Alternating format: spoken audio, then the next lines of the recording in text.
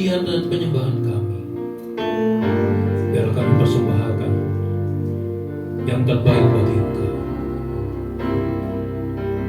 Mari sama-sama kita buka kedua tangan kita. Katakan, Kau Bapa yang mengasihiku, kuasa-Mu memulihkanku. Katakan, hati yang baru Kau berikan untukku dapat melihat rencana-Mu yang terbaik. Indah bagiku, Kau ada di setiap jalanku. Hatiku haus dan lapar akan-Mu. Katakan, Kaulah segalanya, Kaulah segalanya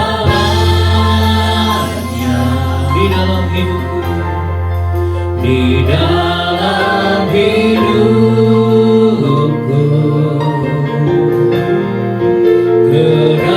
Kerajaan-Mu, kebenaran-Mu, itu bagianku. Kaulah yang kupandang, Kaulah yang kupandang. Amin. Selalu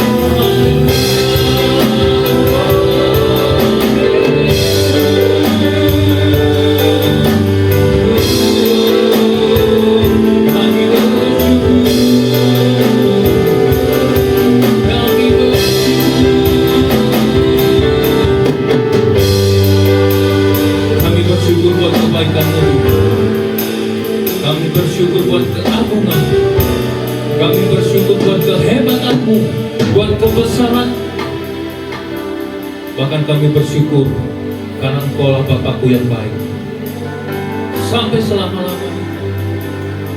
Terpujilah Engkau Yesus, terpujilah Engkau.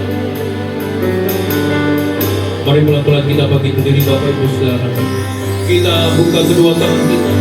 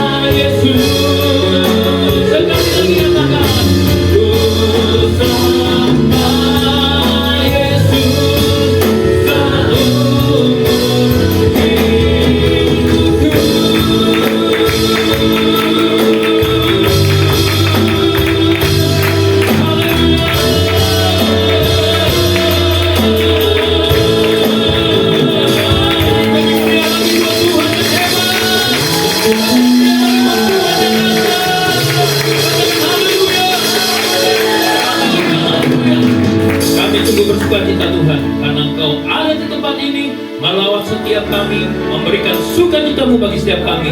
Kami siap memuji nama Tuhan di dalam nama Tuhan Yesus. Yang siap memuji nama Tuhan katakan. Sekali lagi katakan. Selamat haleluya buat Tuhan yang hebat. Haleluya. Mari sama-sama kita bersukacita. Masuk gerbangnya. Amin.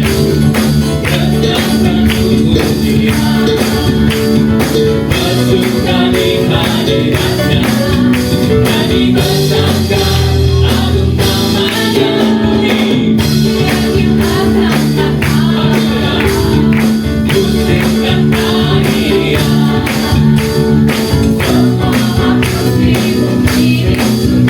dengan sehati akan Tuhan, Tuhan baik, Tuhan baik, Tuhan baik, anugerahnya kekal selamanya. Tuhan baik, Tuhan baik, Tuhan baik, anugerahnya kekal selamanya.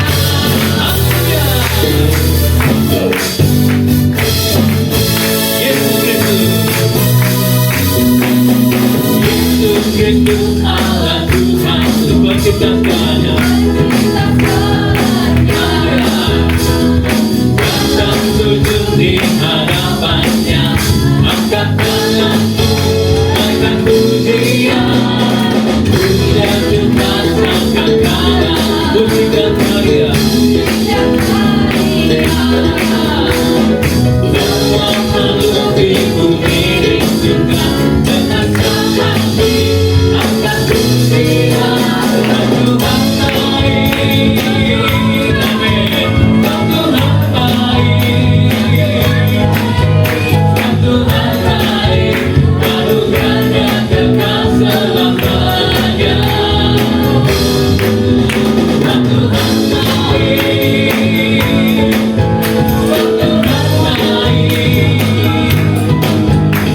Tuhan baik, anugerahnya kekal selamanya. Katakan Tuhan baik. Mari Bapak kita sering katakan. Amin. Tuhan baik. Amin. Haleluya. Tuhan baik, anugerahnya kekal selamanya. Katakan Tuhan baik. Tuhan baik. Amin. Tuhan baik, anugerahnya kekal. Sama-sama katakan Tuhan baik. Tuhan baik. Tuhan baik. Tuhan baik, anugerahnya kekal selamanya. Tuhan baik, amin. Tuhan baik, Tuhan baik, anugerahnya kekal selamanya. Tuhan baik, anugerahnya kekal selamanya. Sekali lagi katakan. Tuhan baik, anugerahnya kekal selamanya.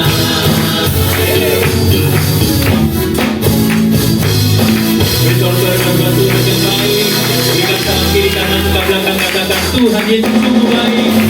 Haleluya.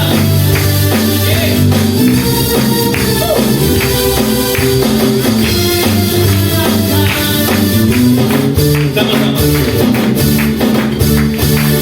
Karena kesusahan, kasih setiamu Tuhan, selalu baru rahmat-Mu bagiku.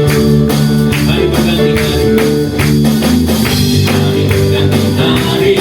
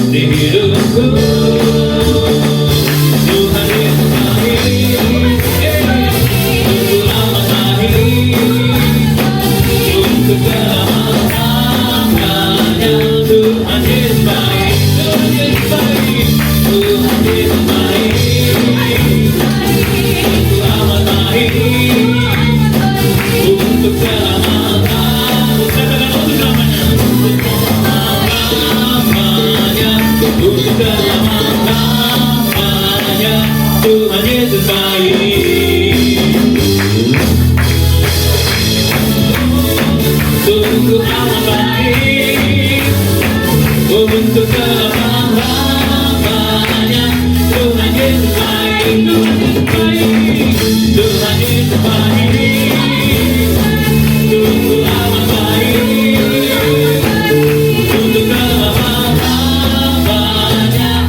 Tuhan Yesus baik, katakan dari selamanya, dari selama-lamanya, sampai selama-lamanya, untuk selama-lamanya.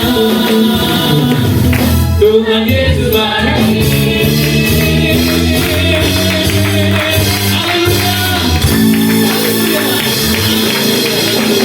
Tuhan Yesus cukup baik, amat baik, sampai selama-lamanya. Amin. Silakan duduk Bapak Ibu Saudara. Kami bersyukur karena kebaikan Tuhan. Kami sungguh bersuka cita karena kebaikan Tuhan. Kebaikan-Mu sampai selama-lamanya Bapa dalam hidup kami.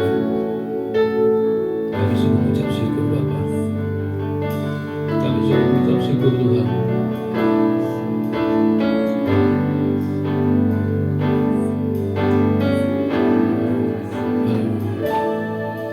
Dengan darah-Mu Kau tebus dosaku, dengan nyawa-Mu Kau tukar hidupku.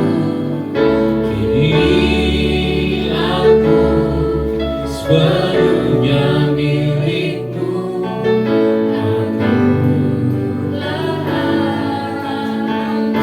Katakan Yesus, Yesus.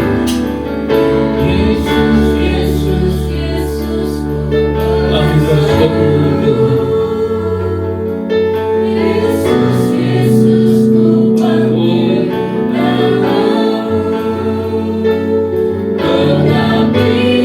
Pengabdianku hanya padamu, Yesus, Engkaulah.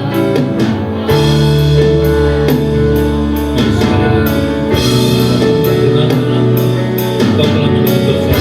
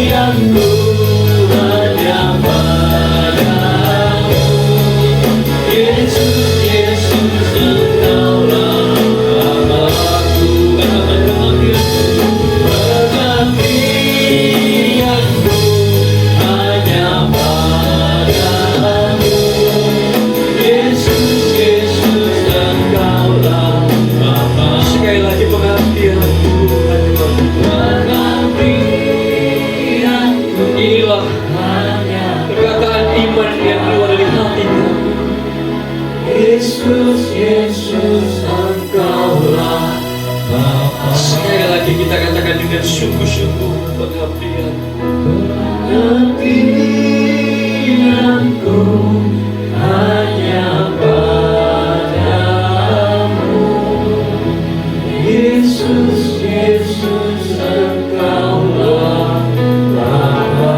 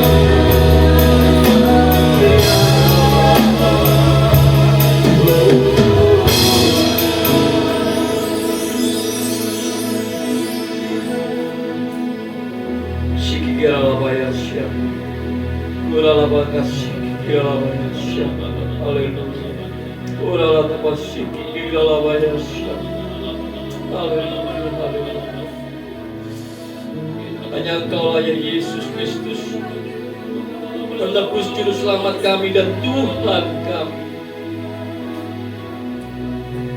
Engkaulah Tuhan, kami adalah hamba-hamba-Mu. Sungguh hidup kami sepenuhnya sesungguhnya adalah pengabdian hanya bagi Engkau ya Tuhan Yesus. Karena Engkau sudah menebus kami dengan darah-Mu, dengan nyawa-Mu yang tersalib, yang sudah Kau berikan di atas kayu salib. Engkau sudah menebus kami semua. Hidup kami adalah milik-Mu sepenuhnya untuk pengabdian bagi Engkau, bagi kemuliaan. Sadarkanlah kami terus menerus. Berikanlah kami hati hamba.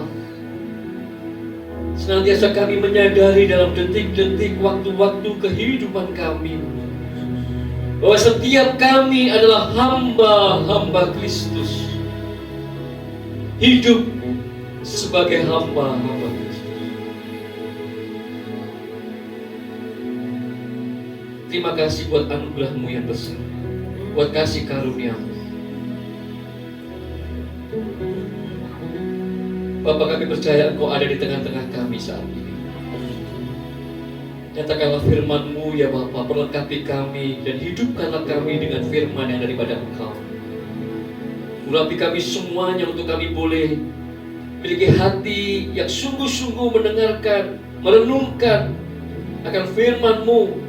Telinga kami sungguh terbuka sebagai telinga seorang murid. Dan oleh pertolongan Roh Kudus-Mu, kami dimampukan untuk kami melakukannya dalam kehidupan kami. Nyatakanlah isi hati-Mu ya Bapa. Kiranya Engkau memakai lidah bibir hamba-Mu ini, segenap hati dan pikiran hamba-Mu ini, kiranya menjadi Allah di tangan-Mu untuk menyatakan, menyampaikan isi hati-Mu, dan kami semuanya dan juga hamba-Mu ini sungguh-sungguh akan diberkati oleh firman yang dari hati Bapa.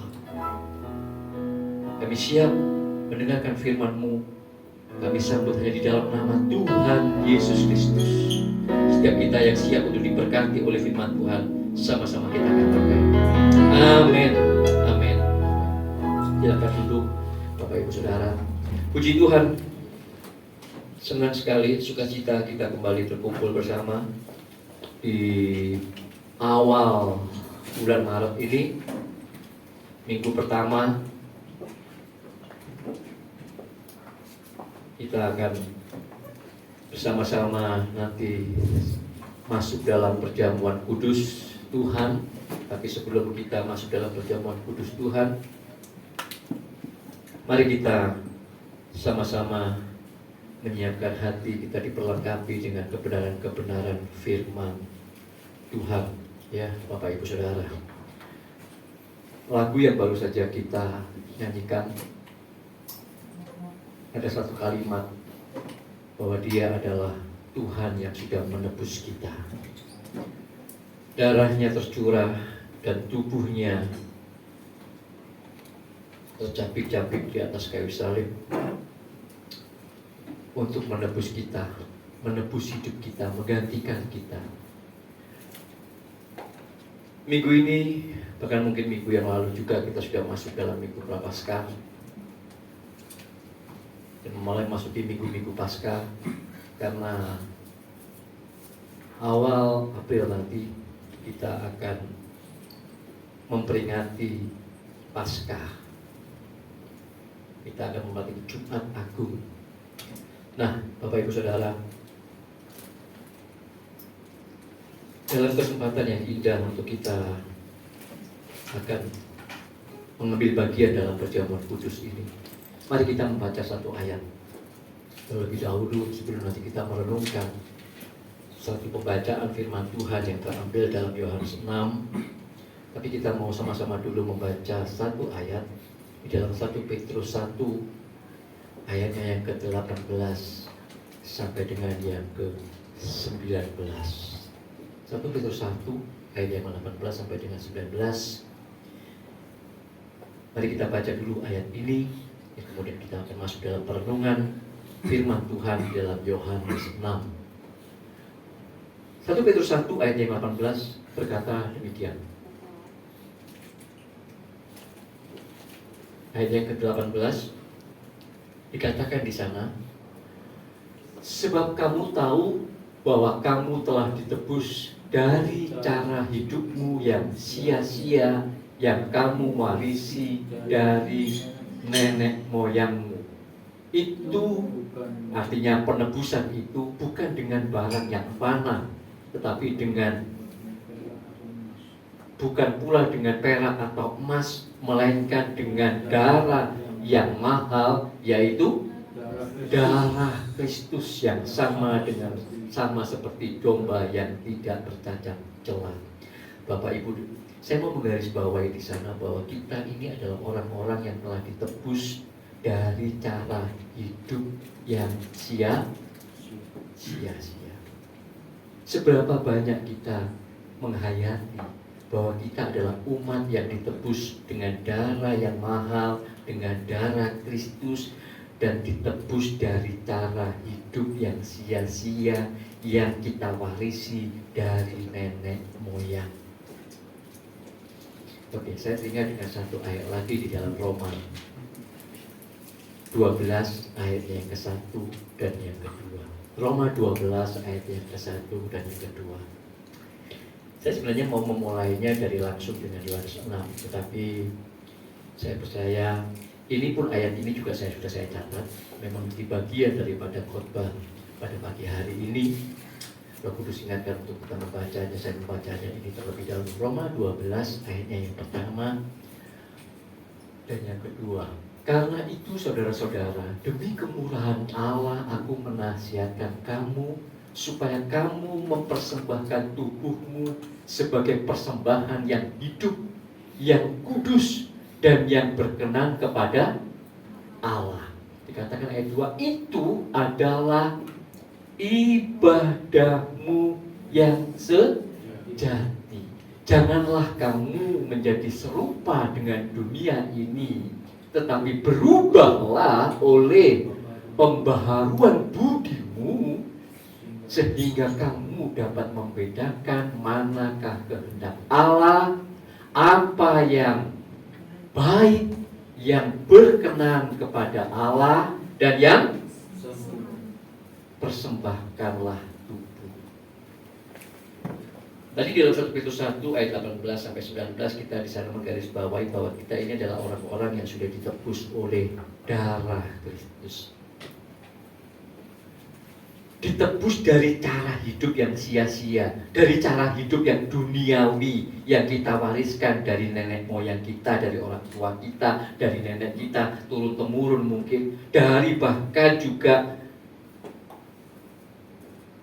karena dosa yang dilakukan oleh Adam dan Hawa, maka manusia seluruhnya pun terdampak hidup dalam cara hidup yang sia-sia. Tapi kita sudah ditebus. Nah, kita sudah ditebus. Persoalannya menjadi perenungan adalah, apakah penebusan ini kemudian otomatis membuat kita kemudian berubah memiliki cara hidup yang tidak sia-sia? Ternyata tidak. De jure kita sudah ditebus, selesai di atas kayu salib. De facto firman Tuhan di dalam Roma 12 ayat 1 dan 2, persembahkanlah tubuh. Apakah Tuhan mau kita mempersembahkan tubuh daging ini maksudnya? Bukan ya. Persembahkanlah hidupmu, hidup kita seluruhnya sebagai persembahan di atas mezbah, sebagai persembahan yang hidup, yang kudus, yang tidak bercacat celah. Dan untuk itu Tuhan mau katakan dalam ayat Roma 12, berubahlah oleh pembaharuan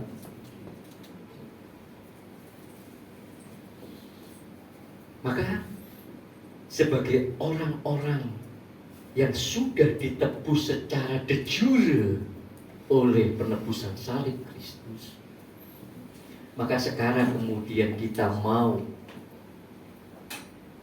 menjalani sebuah hidup, sebuah kehidupan yang kita persembahkan seluruhnya, sepenuhnya, karena kita sadar aku sudah ditebus dari cara hidup yang sia-sia, dan Tuhan mau aku sekarang memiliki cara hidup yang tidak sia-sia, yang dikatakan oleh Alkitab sebagai memiliki hidup kekal.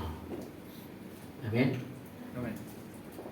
Nah, ini bahasan yang mau kita renungkan bersama-sama Bapak Ibu Saudara, karena kita sekarang ini hidup di tengah-tengah dunia yang sedemikian manuver-manuver si jahat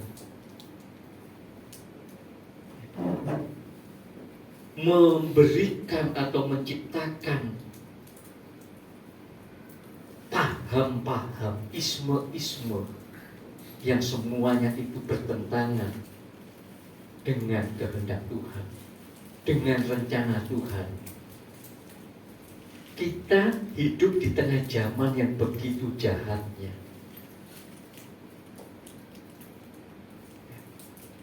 Sehingga untuk kemudian kita memberi hidup kita sebagai sebuah persembahan yang hidup, yang suci dan yang kudus dan yang berkenan, itu menjadi sebuah hal yang sungguh-sungguh harus kita lakukan bersama-sama dengan Roh Kudus yang sudah Tuhan berikan kepada kita di dalam hati kita.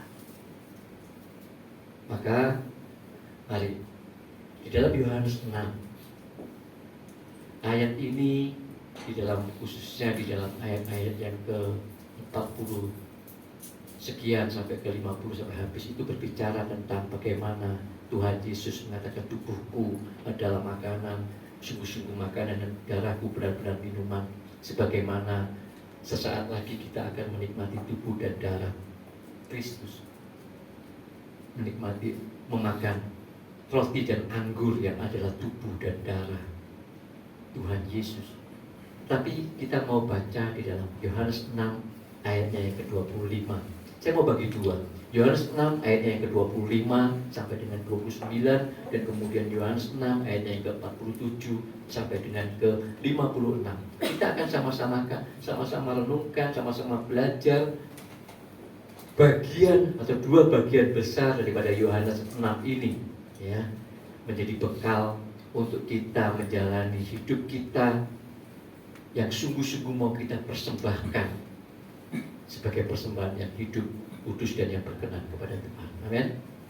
Nah, di dalam Yohanes 6 ayatnya yang ke-25, di sana dikatakan, ketika orang banyak menemukan Yesus di seberang laut itu, mereka berkata kepadanya, "Rabi, bila mana engkau tiba di sini?" Kemudian Yesus menjawab mereka, "Aku berkata kepadamu, sesungguhnya kamu mencari aku bukan karena kamu telah melihat tanda-tanda, melainkan karena kamu telah makan roti itu dan kamu kenyang." Berhenti di sini dulu. Latar belakang daripada ayat ini adalah ketika Tuhan Yesus baru saja membuat mukjizat 5 roti 2 ikan untuk memberi makan 5.000 orang laki-laki, tidak termasuk perempuan dan anak-anak. Dan kemudian setelah Yesus membuat mukjizat yang sedemikian itu, kemudian dia bertolak ke seberang. Disisipkan di sana bagaimana Tuhan Yesus meneduhkan badai, berjalan di atas air, sementara perahu murid-muridnya itu ditimbus, dilanda oleh badai topan. Dan bagaimana kemudian Tuhan Yesus berjalan di atas air, dan dalam Injil yang lain dikisahkan bagaimana kemudian mereka takut, dan kemudian mereka mengira bahwa Yesus itu hantu, Tuhan itu hantu.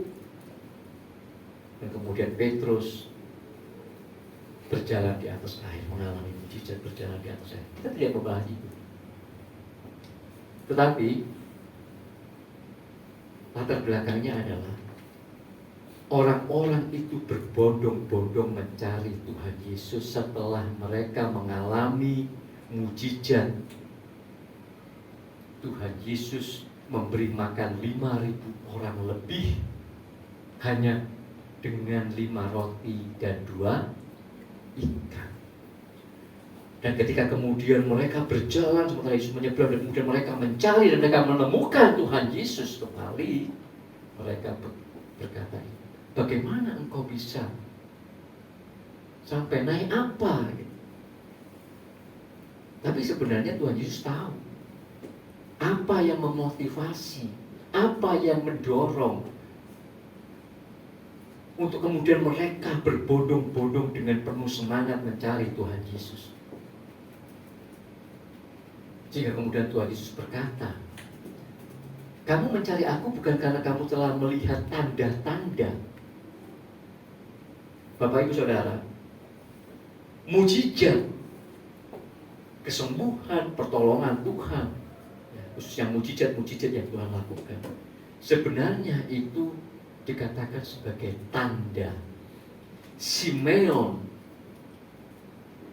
ibaratnya itu kalau kita melihat, misalnya kita berjalan dari Surabaya menuju ke kota Jogja begitu, lewat jalan tol begitu. Tentu kemudian karena belum ada tol dari Solo ke Jogja, belum jadi, maka kita turun tolnya sampai di Solo gitu kan. Kemudian dari situ akan lanjut lagi ke Jogja.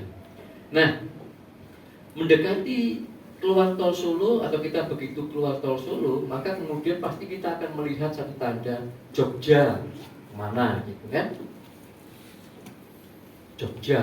Yogyakarta kemana, berapa kilo lagi gitu kan.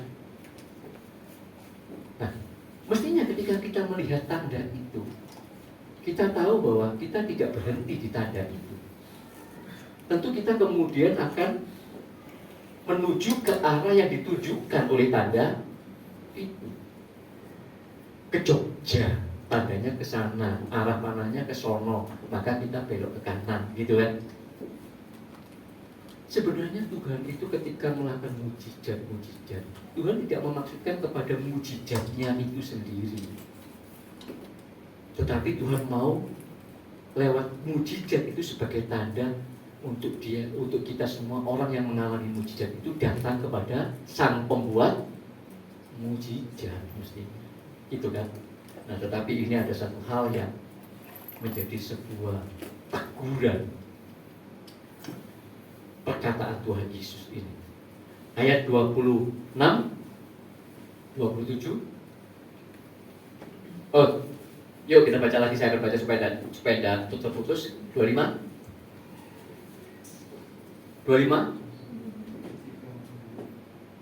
Ayat yang ke-25. Ketika orang banyak menemukan Yesus di belah itu, mereka berkata, "Rabi, bila manakah engkau tiba di sini?" Yesus menjawab mereka, "Aku berkata kepadamu, sesungguhnya kamu mencari aku bukan karena kamu telah melihat tanda-tanda, yaitu mujizat yang aku lakukan, 5 roti 2 ikan menjadi untuk memberi makan 5.000 orang lebih, dan kemudian kamu mencari aku. Oleh karena kamu melihat itu, kamu mau datang kepadaku sebagai Sang Pembuat mujizat. Bukan itu motivasimu. Tetapi karena kamu telah makan roti itu dan kamu kenyang," kata Tuhan Yesus. Dan kemudian ayat yang ke-27 ini yang menjadi ayat perenungan kita.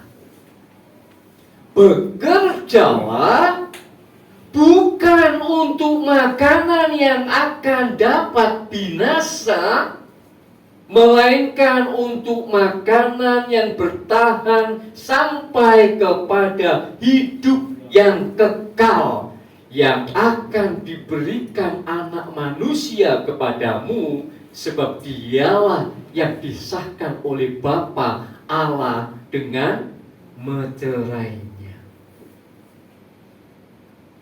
Bapak, Ibu, Saudara, kita mau renungkan apa yang Tuhan Yesus katakan ini, khususnya di ayat yang ke-27 ini. Kenapa? Karena yang namanya bekerja dalam bahasa Yunaninya ergon, itu menjadi waktu-waktu yang terbanyak dalam hidup kita, benar? Apalagi hari-hari ini, apalagi di akhir zaman ini. Waktu yang kita habiskan untuk kita bekerja itu bisa 10 jam dari 24 jam, bisa 12 jam, bisa 14 jam. Betul? Bahkan ada orang-orang yang begitu terobsesinya dengan pekerjaan, workaholic, bekerja hanya tidur untuk sesaat saja, 2, 3, 4 jam cukup. Makan pun sambil bekerja. Ya. Kalau sebuah rumah tangga, keluarga hari ini, dulu mungkin sang suami bekerja, istri ngurusi anak di rumah, gitu kan?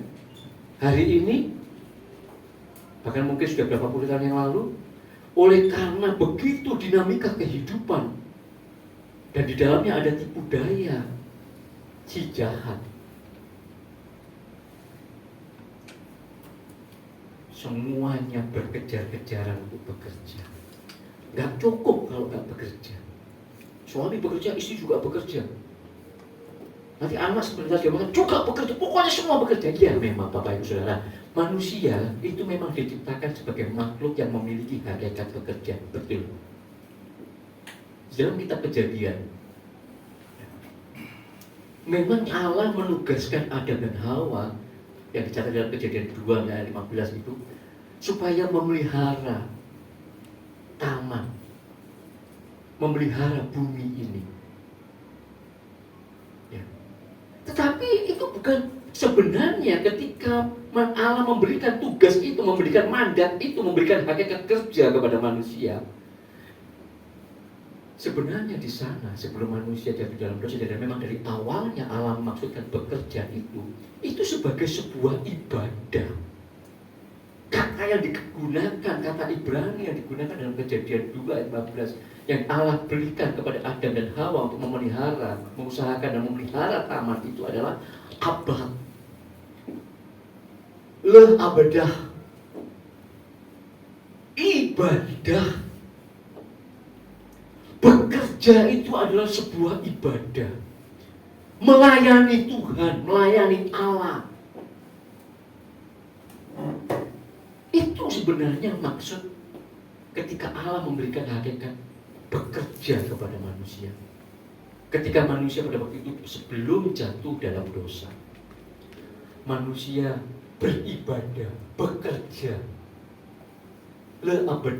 abad, beribadah kepada Allah lewat bekerja sehari-hari, mengusahakan dan memelihara alat ciptaan Allah itu.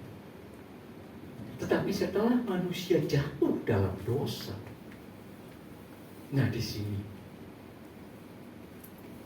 manusia kemudian tidak lagi bekerja sebagai sebuah ibadah melayani Allah, tetapi manusia bekerja untuk melayani dirinya sendiri.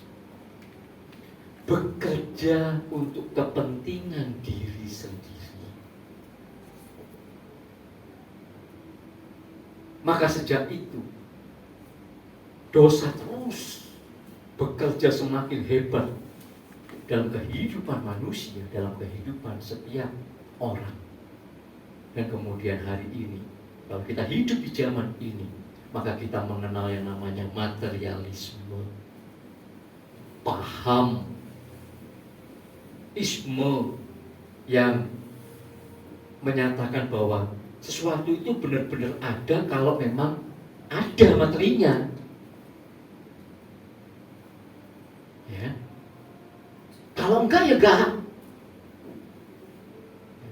Materialisme. Hanya percaya dengan apa yang bisa dilihat dengan mata, yang bisa dinalar dengan pikiran. Gak masuk akal kalau ini, misalnya gitu. Mana ada kelihatan kok. Maka kita, iblis si jahat itu memasukkan isme-isme, materialisme, hanya terbatas melihat apa yang bisa dilihat oleh mata jasmani. Padahal apa yang dilihat oleh mata jasmani ini kita katakan itu adalah bersifat sementara.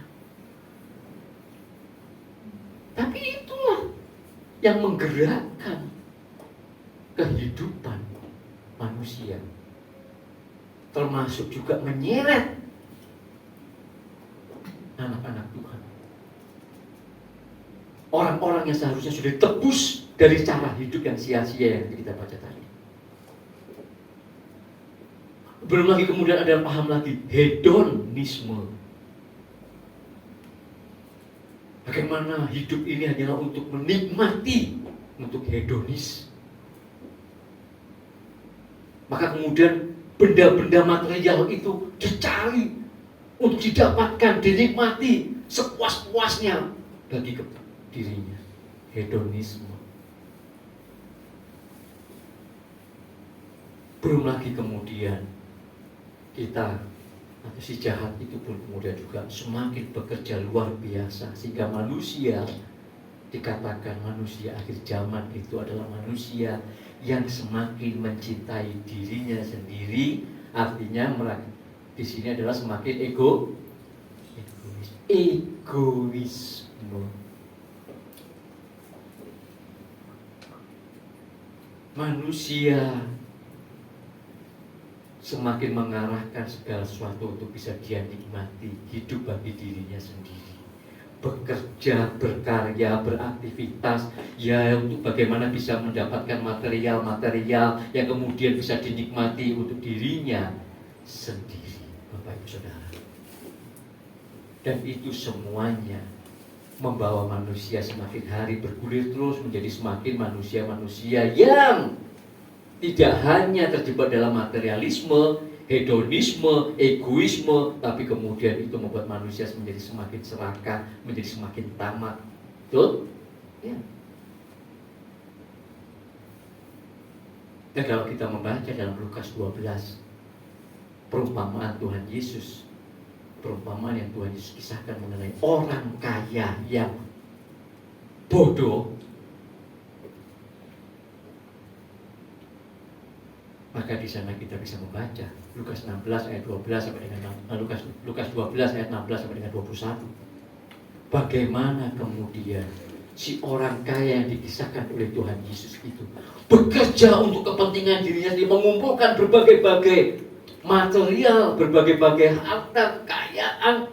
Dia buat lagi gudang yang lebih besar lagi, dan dia berkata, tenanglah hai jiwaku, karena ada begitu banyak harta padamu.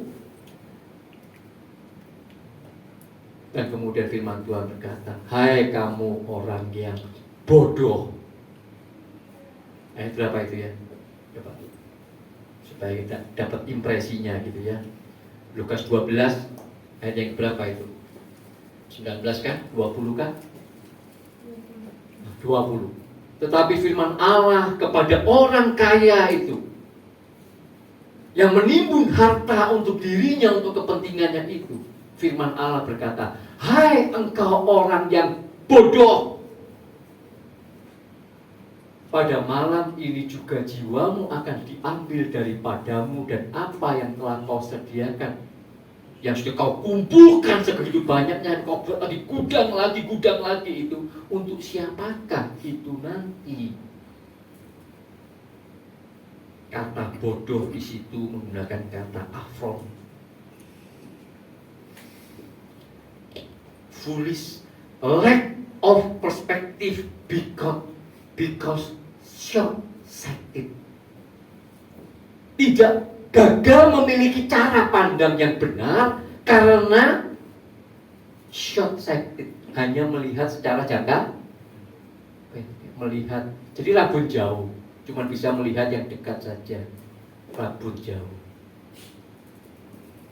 sehingga kehilangan cara pandang yang benar.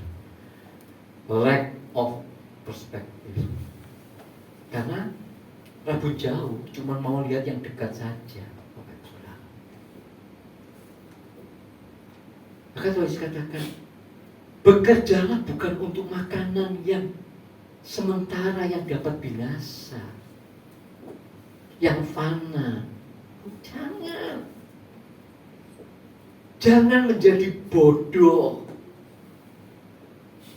Ada satu kata yang memang Bapak Ibu Saudara, jangankan manusia, kalau kita membaca kitab Ayub ya, ini kalau kita baca kitab Ayub ya, di sana di dalam Ayub 4 ayat 18 itu ada kata yang bahkan malaikat Tuhan, malaikat di surga itu dikatakan sebagai bodoh juga, tapi menggunakan kata error, tersesat cara berpikirnya, menggunakan kata Ibrani tohola. Kenapa? Loh iya, sepertiga malaikat itu karena bodohnya, karena errornya, mereka ikut dengan si jahat. Ya, karena lu malaikat loh ini, malaikat ternyata tersesat. Tohola, Ayub 4 ayat 18. Bodoh, error. Manusia begitu jatuh dalam dosa, ya error juga. Error cara berpikirnya. Nah, ini loh Bapak Ibu Saudara. Tentu kita, saya, dan kita semua yang ada di dalam ruangan ini, Allah mau supaya kita sungguh-sungguh menghayati keberadaan kita sebagai orang-orang yang sudah ditebus dengan darah Kristus dari cara hidup yang sia-sia itu. Jangan lagi kita melakukan menjadi bodoh, menjadi error, menjadi tersesat dengan isme-isme yang ada di akhir zaman ini, materialisme, hedonisme, egoisme, dan kemudian kita menjadi bodoh. Kita tidak mempersembahkan hidup kita tidak bekerja, kita tidak berkarya, kita tidak beraktivitas untuk kemuliaan Allah, untuk melayani Dia, mempersembahkan hidup kita untuk menyukakan hati Allah dalam kesucian, kekudusan, menjadi persembahan yang berkenan kepada Allah. Mestinya itu yang kita harus kita lakukan. Kita terus kerjakan apapun pekerjaan, aktivitas, karya yang sedang kita lakukan. Apakah di rumah sebagai ibu rumah tangga, apakah di kantor, apakah sebagai pengusaha, karyawan, atau sebagai profesional, atau apapun, termasuk juga di dalam bidang-bidang pelayanan sosial ataupun keagamaan seperti ini, sebagai pendeta seperti saya misalnya.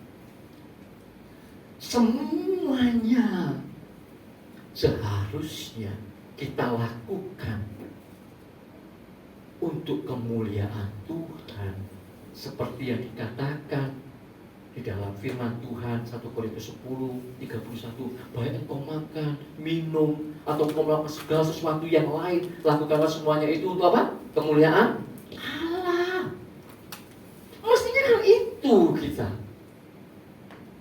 Apapun yang kita lakukan, apapun yang kita kerjakan, dimanapun kita berkarya, apapun aktivitas yang sedang kita lakukan, semuanya itu menjadi sebuah ibadah, sebagaimana yang Allah maksudkan dari sejak mulanya, menjadi sebuah persembahan yang hidup, yang kudus dan yang berkenan di hadapan Allah. Iya kan?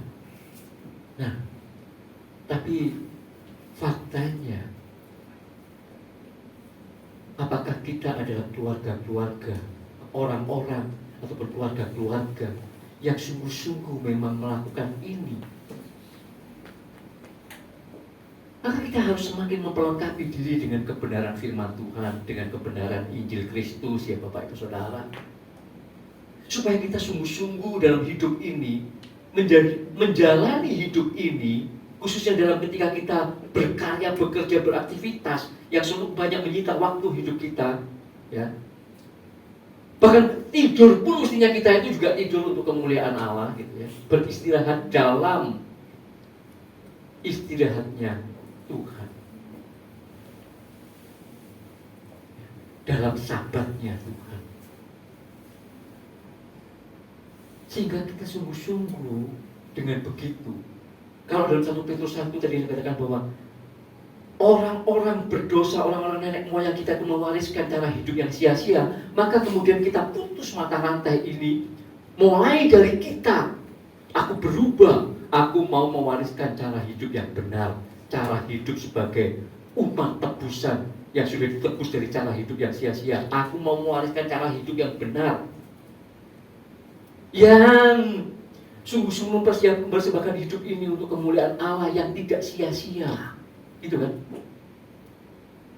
Maukah kita, kalau yang orang-orang tua ini, termasuk saya, maukah kita mulai sekarang sungguh-sungguh mau mengerjakan dan kemudian meneladankan bagaimana hidup yang tidak sia-sia? Amin.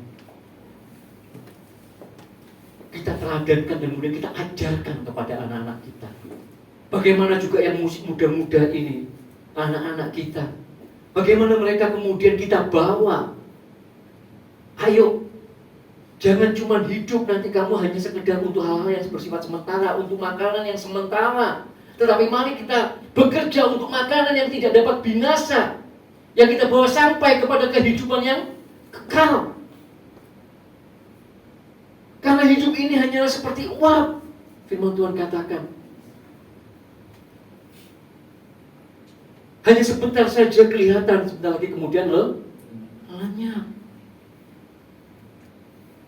Gak ada apapun juga yang akan kita bawa,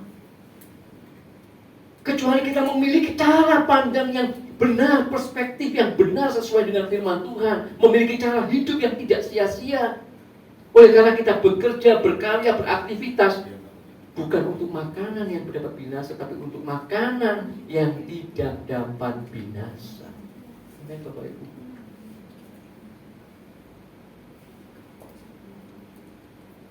Efesus 2 ayat 10 berkata bahwa kita itu diciptakan dalam Kristus Yesus untuk melakukan pekerjaan baik yang telah dipersiapkan Allah sebelumnya, dan Allah mau supaya kita hidup di dalam pekerjaan baik itu, melakukan pekerjaan baik itu.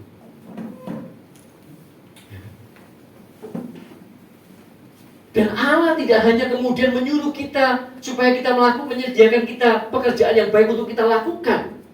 Tetapi kalau kita baca di dalam 2 Timotius 3, 16, 17, di sana kemudian Allah juga memperlengkapi kita.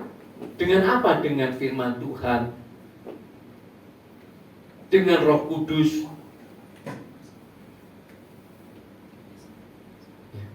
Supaya kita itu sungguh-sungguh diperlengkapi, dikatakan di dalam 2 Timotius 3 itu.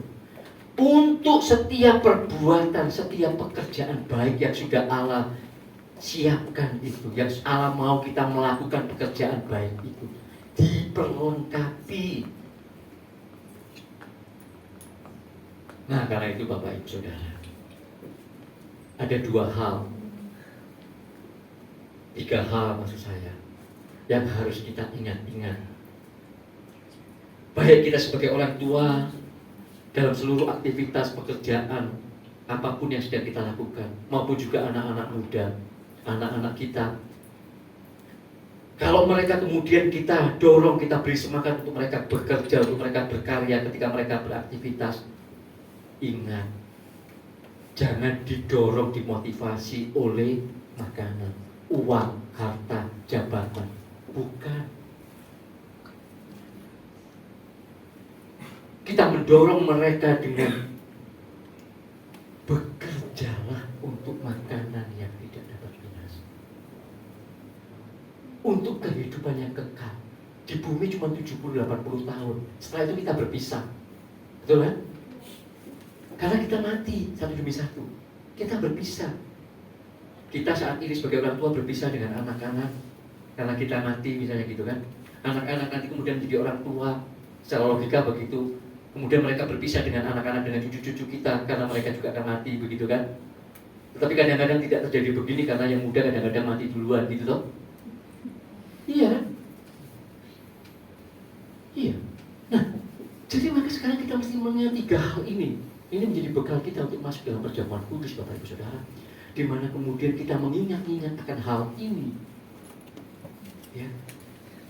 Kita mau mengingat akan hal-hal ini ketika kita sungguh-sungguh mau menjadi orang-orang yang menjalani hidup ini, bekerja bukan untuk makanan yang tidak dapat binasa. Nah, apa itu? Perhatikan baik-baik. Yang pertama, kalau kita mau bekerja, berkarya, beraktivitas itu sebagai untuk didorong oleh makanan yang tidak dapat binasa, maka itu menjadi sebuah ibadah, maka itu menjadi sebuah panggilan Allah bagi kita untuk kemuliaan Allah.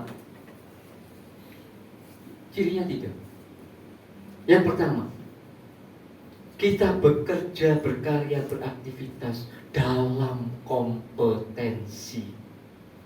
Maksudnya, ketika Allah melahirkan kita semua ini di atas muka bumi ini, Allah itu sebenarnya sudah memberikan kepada kita apa? Talenta. Talenta itu bukan cuma bicara tentang bakat. Ya tentu bakat juga di dalamnya. Artinya ada olahragawan, ada yang pintar main sepak bola, ada yang tenis dan segala macam gitu toh. Ya ada yang kemudian dia dengan talenta mengajar, guru atau doa yang lain apapun, talenta apapun begitu kan. Tapi ada juga talenta dalam hal ini dia ganteng, cantik. Itu talenta kan? Yang Allah memang berikan, lahirkan dia sebagai orang-orang yang ganteng, yang cantik. Sehingga kemudian itu membuat dia bisa jadi apa namanya? Artis. Dengan kegantengannya, kecantikannya, itu dia maksimalkan potensinya, talentanya. Tetapi bukan cuma itu. Talenta juga berbicara tentang Allah kemudian juga membukakan kesempatan, pintu-pintu yang dari Allah. Maka kita bekerja berkarya itu sesuai dengan kompetensi supaya kemudian memang kita expert di situ, memang itu bidang kita. Maka tidak heran kalau kemudian dunia psikologi mengenal yang namanya tes bakat minat. Dicari bakatnya anak ini apa, dan memang seharusnya begitu. Bapak Ibu Saudara, saya sebagai orang yang concern dengan dunia psikologi, khususnya terkait mengenai bakat minat ini ya. Saya sekali waktu pernah mengikuti sebuah seminar yang yang pengajar-pengajarnya adalah orang-orang dari saudara-saudara sepupu kita. Saya ikut. Saya kadang-kadang sampai merenung. Aduh, kenapa kok kita yang sebenarnya harusnya kita nih. Tapi kenapa mereka yang begitu giat melakukan itu? Bagaimana mereka kemudian mengajarkan dengan begitu giat kepada keluarga-keluarga, orang tua itu.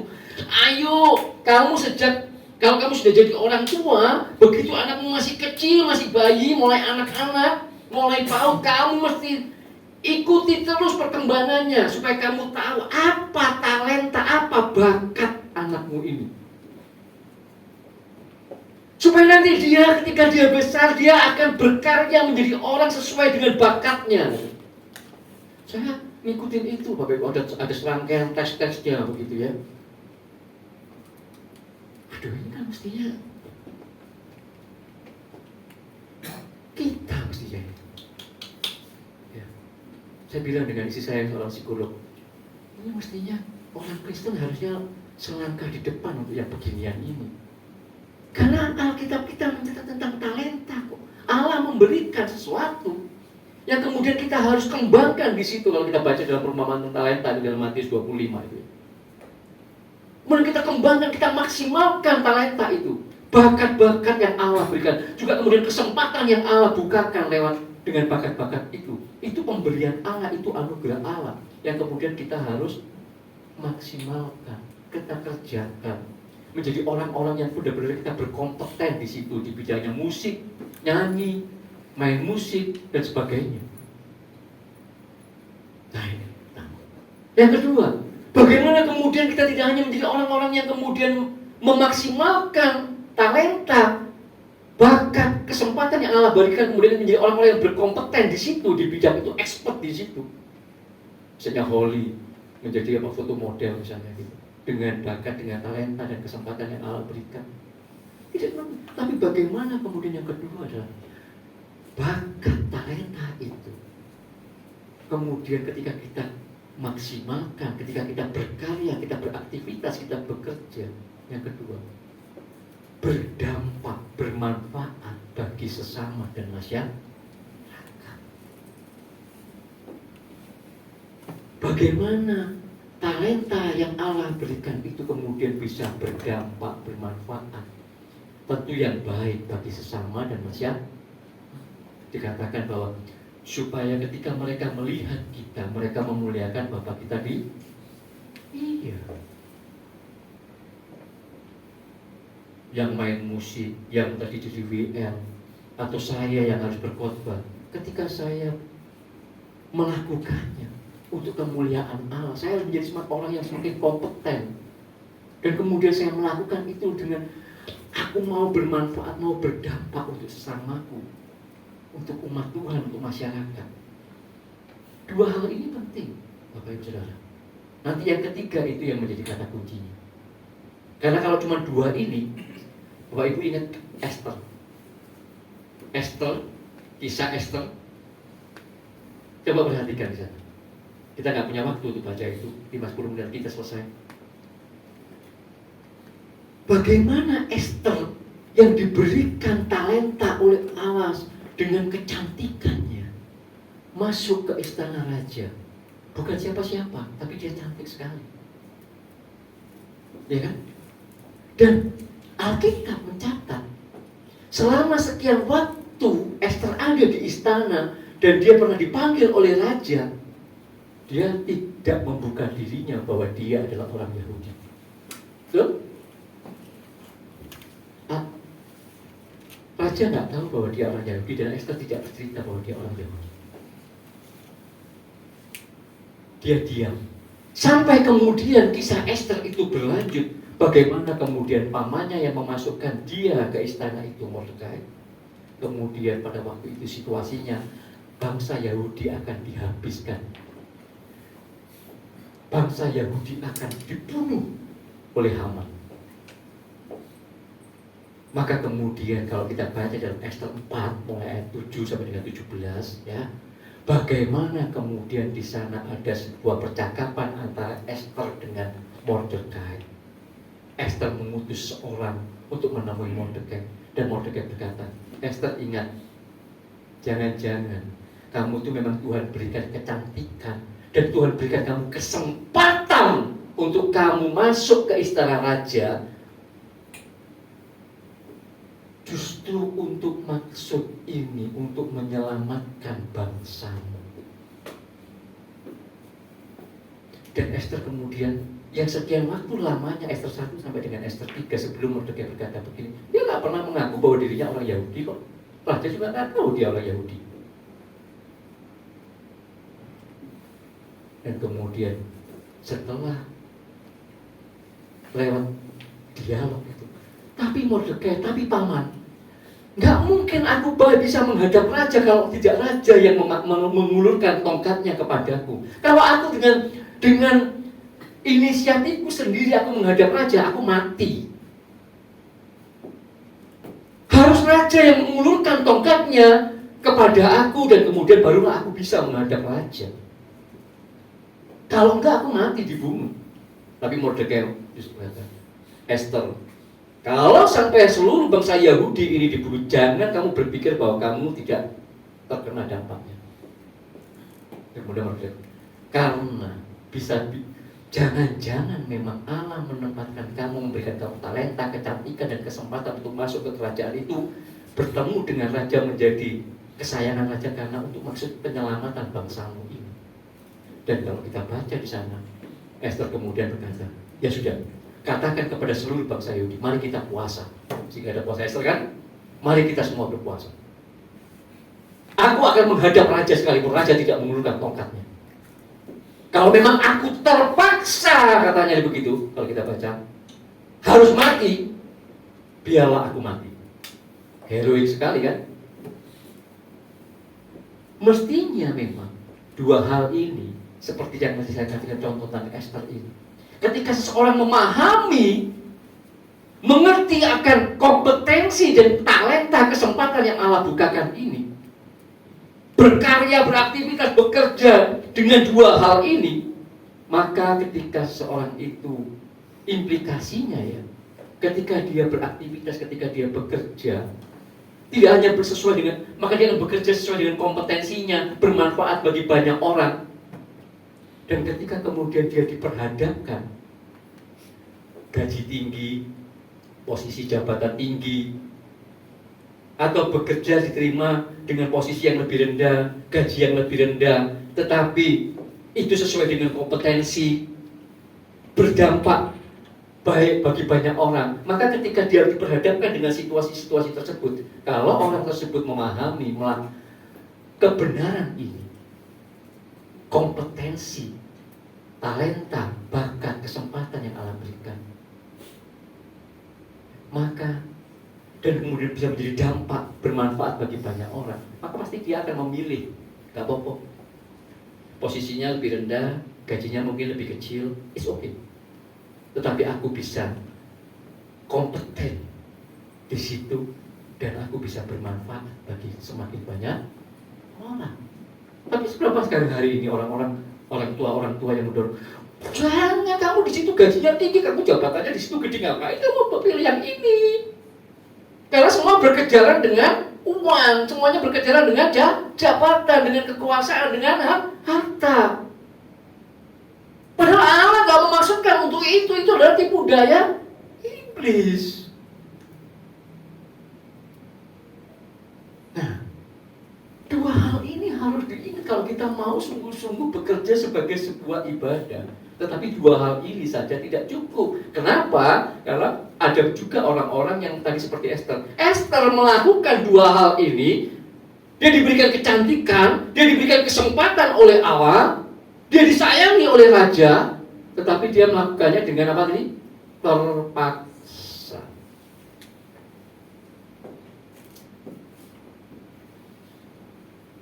Terpaksa. Ada juga orang-orang yang melakukan ini untuk kepentingan untuk dirinya sendiri juga, kita nggak tahu. Tapi dalam kasus Esther, dia, kalau memang terpaksa aku mati, biarlah aku mati. Maka yang ketiga ini harus ada kalau kita mau menjadikan seluruh aktivitas pekerjaan kita, apapun dalam seluruh hidup kita, sebagai sebuah ibadah persembahan yang hidup bagi Tuhan kita. Apa itu? Nah, ayat 53-56 saya baca dengan cepat. Yohanes 6 ayat 53, 54, 55, 56. Akan saya baca dengan cepat, perhatikan baik-baik supaya kita kemudian masuk dalam perjamuan kudus. Kata Yesus kepada mereka, kepada orang-orang itu, Aku berkata kepadamu sesungguhnya, jikalau kamu tidak makan daging anak manusia dan minum darahnya, kamu tidak mempunyai hidup di dalam dirimu. Hidup kekal maksudnya ya, bukan kesementaraan, tapi kamu memiliki hidup yang kekal.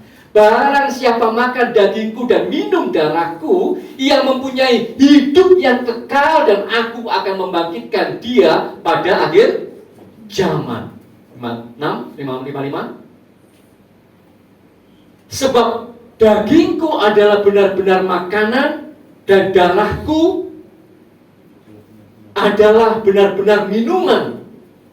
Di mana? Barang siapa makan dagingku dan minum darahku, ia tinggal di dalam aku dan aku di dalam dia. Bapak, Ibu, Saudara, setiap kali kita makan roti dan minum anggur berjamuan kudus, setiap kali kita makan tubuh Tuhan dan minum darah Tuhan, seharusnya kita tidak boleh lupa dua hal tadi itu harus kita lakukan. Tetapi yang ketiga ini tidak boleh, tidak, harus. Karena ketika kita makan dan roti dan minum anggur, ketika kita makan tubuh dan darah Tuhan, sejatinya kita itu sedang selalu mengingat gairah, semangat, komitmen yang sudah Tuhan Yesus tunjukkan, teladankan, dan lakukan bagi kita yang menebus kita. Filipi 2 berkata, dia itu bukan seperti Esther yang terpaksa menyelamatkan bangsanya.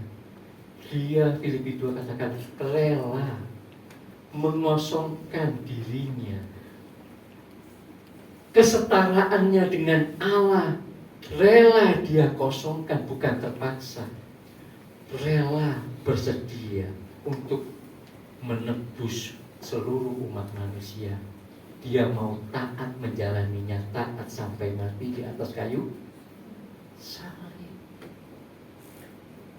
Spirit, gairah, semangat, komitmen untuk rela ini harus menyertai bakat, kesempatan, kompetensi kita. Dan ketika kita berdampak bagi banyak orang, itu dengan spirit, semangat, gairah seperti Tuhan Yesus ini. Jadi maka ketika kita makan roti dan minum anggur ini bukan menjadi sebuah kebiasaan, 1 bulan sekali kita berjamuan kudus. Bukan. Tapi kita selalu mau diingatkan terus menerus, apakah kita sudah memiliki semakin kerelaan, kepersediaan untuk mengosongkan diri kita seperti Tuhan kita Yesus Kristus. Yang kedua, yang terakhir, apakah ketika kita makan roti dan minum anggur, ketika kita makan tubuh Tuhan dan minum darahnya itu, apakah kita semakin hari semakin bersedia rela untuk melakukan dan menyelesaikan kehendak Allah di dalam hidup kita? Waktu kita nggak banyak. Mungkin saya 10 tahun lagi, 15 tahun lagi, 20 tahun lagi selesai. Dan 10, 15, 20 tahun itu bukan waktu yang panjang. Saya masih ingat pertama kali saya pegang handphone tahun 2001 kalau saya. Itu sudah 22 tahun yang lalu. Saya masih ingat waktu itu handphone saya mereknya Motorola. Tahun 2001. Hari ini sudah tahun 2023, 20 tahun berlalu dengan begitu cepat dan perkembangan zaman begitu luar biasa. Rasa-rasanya baru sesaat saja itu. Saya masih ingat anak saya lahir tahun 2001 ketika kan saya menikah tahun 97.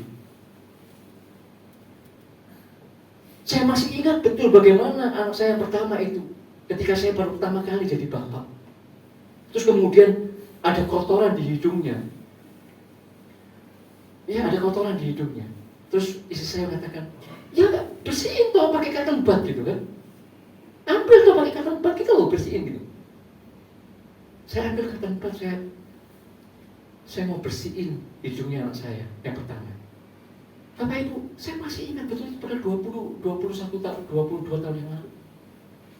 Baru saya cotton bud itu saya masukkan ke hidungnya kan kecil banget gitu kan, Mas bayi kan, baru berapa minggu gitu kan. Saya ini kan tiba-tiba dia jengkat gitu loh. Saya jadi kaget sekali gitu kan. Lah kan jadi kayak cocok begitu toh. Saya terkaget banget. Dan itu waktu berjalan 22 tahun yang lalu. Bukan waktu yang lama. Betapa singkatnya hari. Hari ini dia sudah menjadi seorang pemuda yang 22 tahun. Juga anak saya yang kedua, yang lahir 2 tahun kemudian, dan anak saya ketiga. Rasanya begitu cepat waktu berlalu. Melihat mereka masih bayi dan hari ini mereka sudah menjadi dewasa. Saya percaya Bapak Ibu Saudara yang jadi orang tua di sini juga mengalami hal yang baru saja saya ceritakan kan. Marilah kita menjadi keluarga-keluarga di tempat ini yang sungguh-sungguh, terlebih ketika kita makan tubuh Tuhan dan minum darahnya. Kita mau selalu ingat, Tuhan, apakah aku sudah sungguh-sungguh ada di tempat aku mengerjakan talentaku yang Engkau berikan kepadaku. Aku menjadi semakin kompeten di situ. Masuk dalam kesempatan-kesempatan yang Engkau bukakan. Dan aku menjadi berdampak bagi banyak orang. Kalau aku ada di gereja, seberapa banyak orang yang kemudian aku bisa bawa untuk mereka juga mengerti, mengenal akan kebenaran-kebenaran firman-Mu. Menjadi keluarga-keluarga yang juga hidup dalam kebenaran-kebenaran firman-Mu. Dan kalau aku sekolah, kalau aku melayani, segala macam, apakah aku menjadi semakin kompeten? Apakah aku semakin berdampak, bermanfaat bagi banyak orang sesamaku? Dan mereka memuliakan Allah karena apa yang aku lakukan. Dan apakah aku melakukan semuanya itu dengan kerelaan yang semakin hari aku semakin mengosongkan diri dalam ketaatan seperti Tuhan Yesus. Aku mau menyelesaikan kehendak dan rencana Bapa. Ini yang menjadi perenungan kita Bapak Ibu, bahwa kita masuk dalam zaman kudus Tuhan. Yang minta kepada para pemain musik.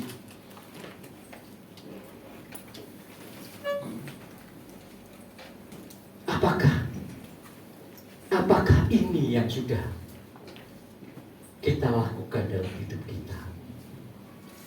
Apakah kita sungguh-sungguh sudah bekerja bukan untuk makanan yang dapat binasa, tetapi kita sungguh-sungguh bekerja untuk makanan yang tidak dapat binasa, yaitu untuk hidup yang kekal. Marilah ini di perenungan kita. Kita memasuki perjamuan kudus pagi hari ini.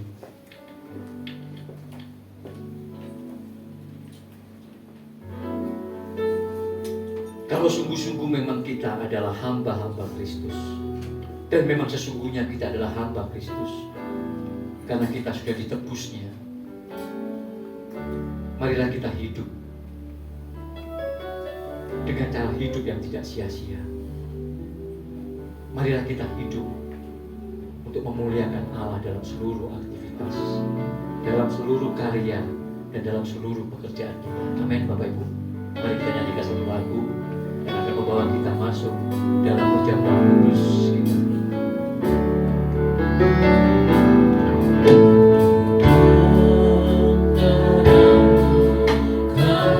Mari kita nyanyikan lagu ini.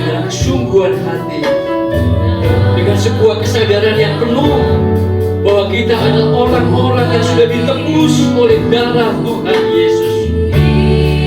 Dan Ia mau supaya kita tidak lagi hidup dengan cara hidup yang sia-sia, tapi dengan cara hidup yang memuliakan Allah sebagai anak-anak Allah yang Maha Tinggi.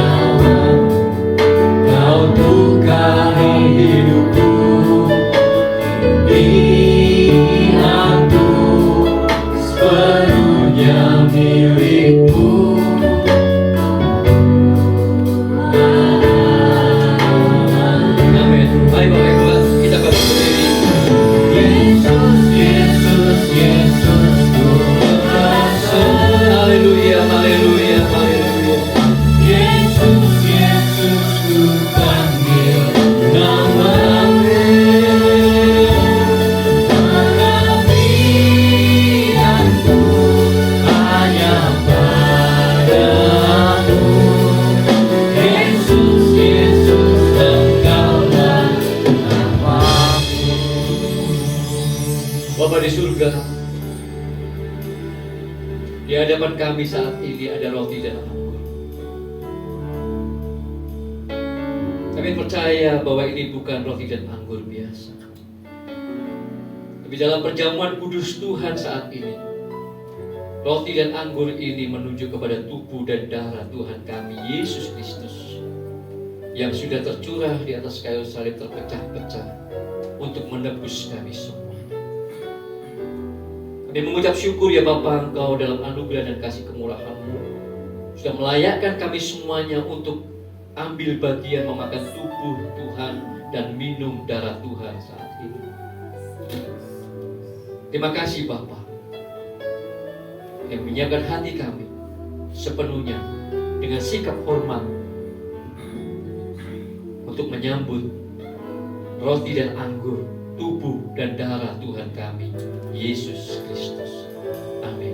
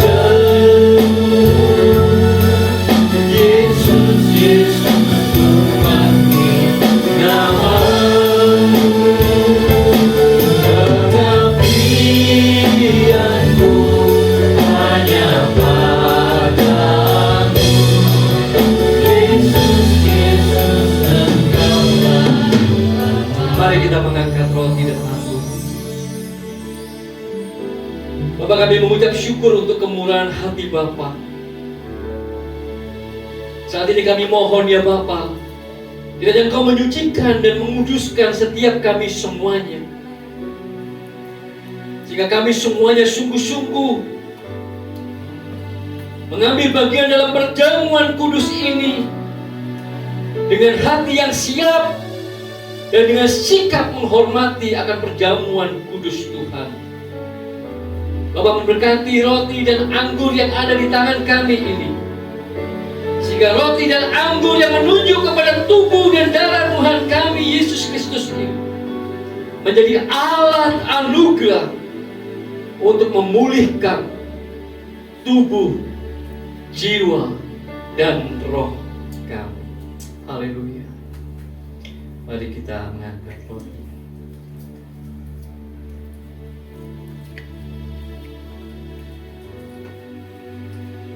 Haleluya. Sebab apa yang telah aku teruskan kepadamu telah aku terima dari Tuhan, yaitu bahwa Tuhan Yesus pada malam waktu ia diserahkan mengambil roti, dan sesudah itu ia mengucap syukur atasnya dan berkata, inilah tubuhku yang diserahkan bagi kamu, perbuatlah ini sebagai peringatan akan aku. Bapak Ibu Saudara jemaat yang dikasihi Tuhan, percayakah bahwa roti yang kita angkat tinggi ini menunjuk kepada tubuh Yesus yang telah dipecah-pecahkan bagi kita? Marilah kita makan dalam nama Tuhan Yesus Kristus.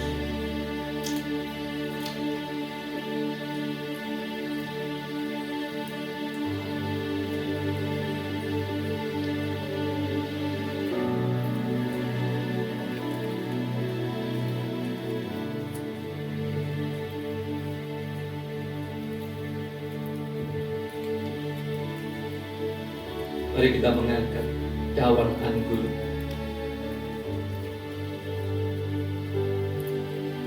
Demikian juga ia mengambil cawan sesudah makan lalu berkata, cawan ini adalah perjanjian baru yang dimeteraikan oleh darahku. Perbuatlah ini setiap kali kamu meminumnya menjadi peringatan akan aku. Sebab setiap kali kamu makan roti ini dan minum cawan ini, kamu memberitakan kematian Tuhan sampai ia datang. Bapak Ibu Saudara dan jemaat yang dikasihi Tuhan, percayakah bahwa cawan anggur ini menunjuk kepada darah Yesus yang telah dicurahkan bagi penebusan dosa-dosa kita? Amin. Minumlah dalam nama Tuhan Yesus Kristus.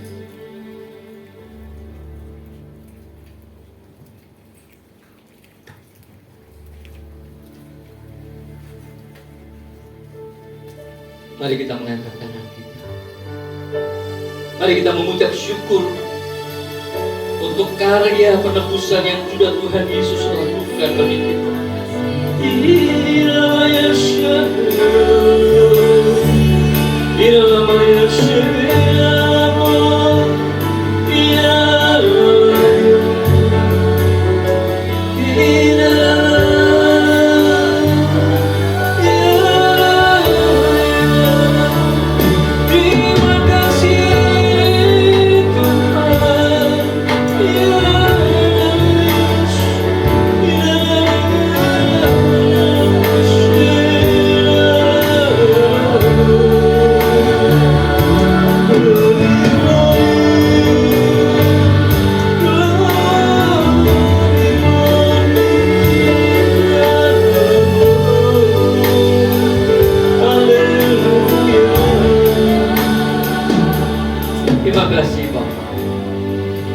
Terima kasih. Kami mengucap syukur. Sungguh kami adalah orang-orang yang beruntung di dalam Tuhan Yesus Kristus. Karena kami adalah orang-orang yang sudah ditebus dengan darah Tuhan Yesus. Sehingga di dalam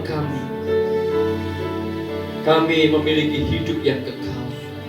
Dan sementara kami ada di tengah-tengah dunia yang fana ini, kami menjalani hidup yang kekal itu.